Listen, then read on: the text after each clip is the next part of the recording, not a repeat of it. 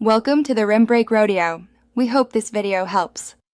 You begin by gathering a compatible 15-watt or higher Ki wireless charger and the original Infinix adapter. This ensures stable power delivery. Next, remove bulky or metal cases, then place the Note 40 Pro flat with its camera module, aligned to the charger center so coils match. Once done, check settings for wireless charging options and keep the screen on briefly to confirm a charging indicator. These steps reduce heat and maximize the first connection, making the rest of the process predictable. Now plug the wireless pad into a reliable wall outlet using the recommended Infinix adapter. Powering through hubs can limit output. Place the Note 40 Pro on the pad and watch for the charging animation, LED, or a sound cue. That confirms proper coil alignment and power transfer. Monitor battery percentage and temperature for the first 10 minutes.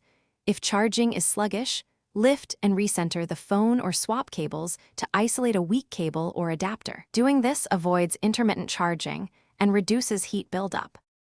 To finish, leave the Note 40 Pro centered on the charger until it reaches a practical level, about 50 to 80% for daily use, to preserve battery longevity.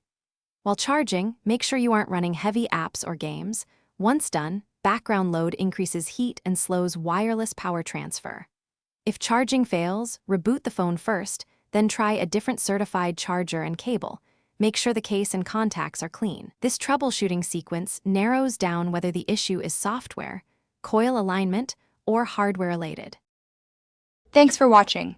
Consider subscribing if we helped you.